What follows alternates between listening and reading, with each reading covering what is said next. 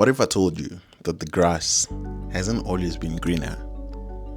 And this is why I'm doing this video, to share with you some light on where I got to where I am now. I work on complex problems, and I sometimes work on products that can be used by millions of people. And I have a career that is somewhat future-proof. But it hasn't always been like this. About a decade ago, I had no idea that I'll be a Java developer today. I didn't even have intentions to be one. It was not even in my radar. I wanted to be an accountant, and I've always thought that, being a developer or being a software engineer or being in tech in general, you had to be a nerd, belong to a certain group of people or a secret club, which I feel like I wasn't really invited for. And I had no idea of how the path was going to look like. And if this sounds familiar, stick around. On today's video, I'm going to be breaking down my journey as how I became a developer or a Java developer, real steps, the struggles, and some of the key lessons that I've learned along the way. So why Java? I mean, it's not like I knew a lot of stuff about Java. I didn't even know that Java is coffee, is related or linked to coffee. But I had seen Java a couple of times, especially when I was using Windows, on what Java was. So I really didn't know what Java was back then. So look, tech chose me, I didn't choose it. I think that's the best response I can give. So to answer the question why Java, is because Java was handed over to me on a silver platter.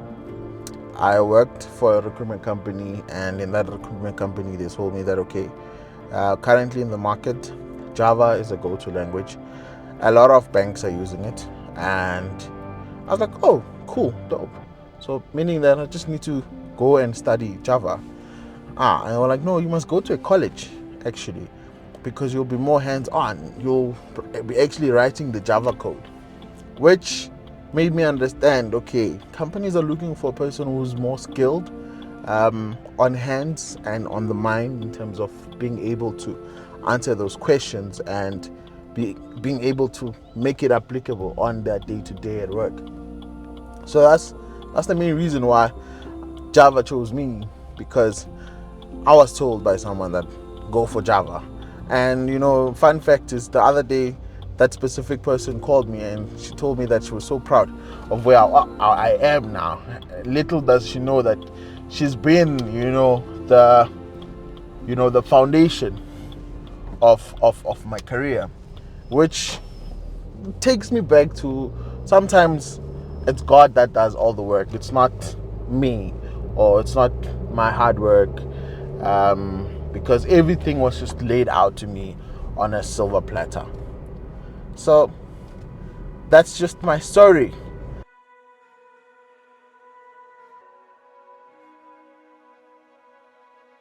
So how did I get into being a dev without a degree? And as much as a lot of people are like, yo, this is where I want to be, that's what I want to do, I want to get into tech without a degree, it's possible. Not that it's not, it's actually possible, but you need to put in the work, man. I'm not gonna lie to you. I can just give you a brief story for those that don't know. So I was studying at a college where I was doing a diploma in software development, and then I dropped out after a year. I went to a college called, I wouldn't say it's a college, but it's a school called Within Code. So I knew that if I go to Within Code, I'm not gonna get the qualification. But Within Code had contracts with companies, that sponsorship with different companies, and one of the companies that I work for now was one of the major sponsors. Look, I had to be strategic about it, and I thought about, why not? Why not try it out? It's not like I decided to drop out. It was a more of a calculated decision more than anything. And that calculated decision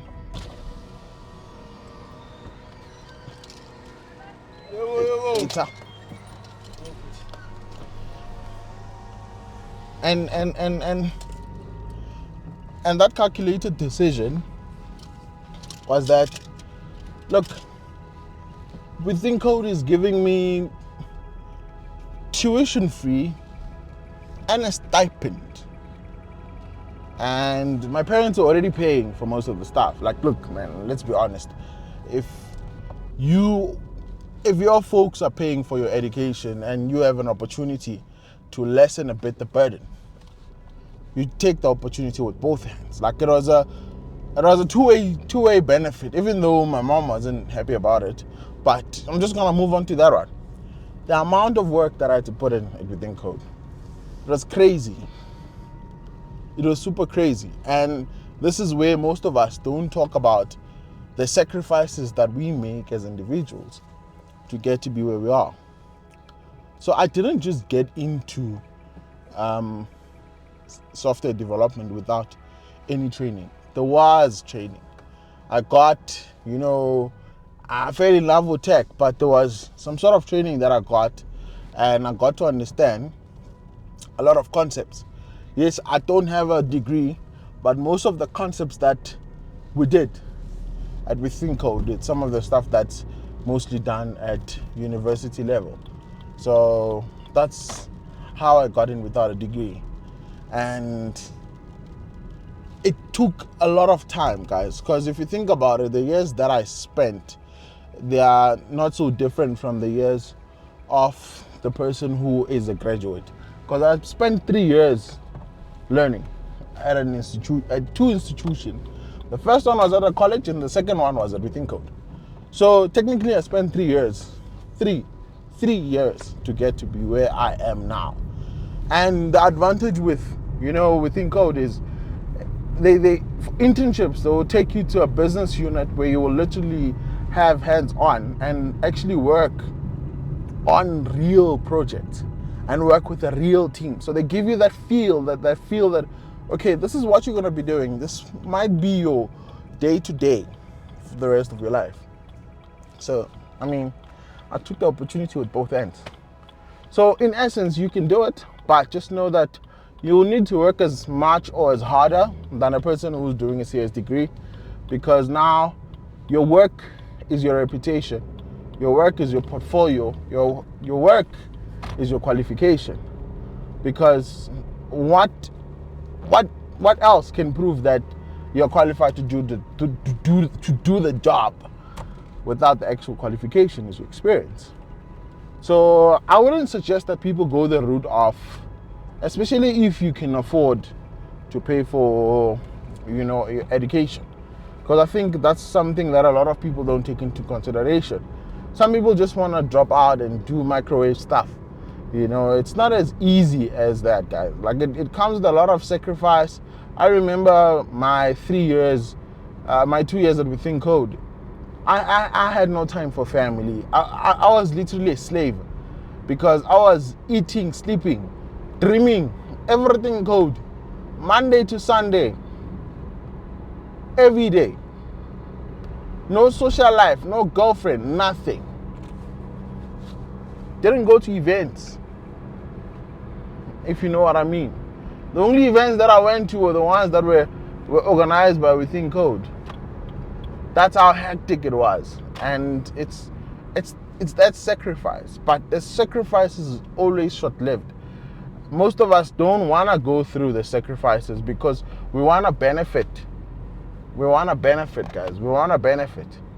But yeah, that is my story on how I got into tech without a degree. Also, when I started working, I wasn't earning a lot of money. I was earning about 7,000 rands. 7,000 rands. If you have to convert that into dollars, just divide 7,000 by 18. Yeah, so I think if it's roughly about $350, if not mistaken. roughly, around that amount. So you don't start big, guys. You don't start big. That's also something. Most of us, we want to earn a lot of money, especially if you are coming through the route of, being a self-taught. Besides you being a self-taught, it's also the route of not coming through a CS degree, because that's an advantage of a CS degree. The advantage is that you can get in through a great program and then you start earning minimum of 20K to 25. So all I can say, guys, everything requires sacrifice. Everything requires sacrifice. But yeah, before I wrap up the video, I think one thing that I can leave you with, which I knew would have saved me a lot of time, is if I had found a mentor. Finding a mentor is important, guys, honestly,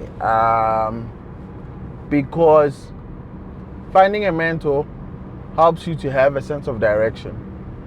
It makes it easier for you to navigate your life into tech, to navigate through your degree into tech, to navigate into your first job.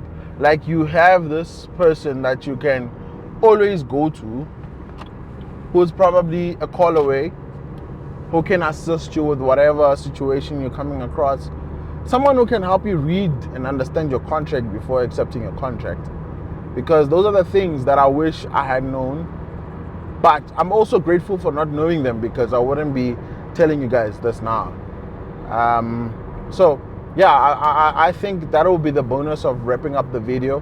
Just one of the most important things that I wish I had known. And also, lastly, I know I said I was wrapping up. Also, lastly, I think having financial discipline is important. I think when I started working, I was a little bit reckless with the money. I was buying gadgets left, right, and center, which is not ideal. I kind of made mistakes, my own mistakes there. I found myself recovering from it at some point.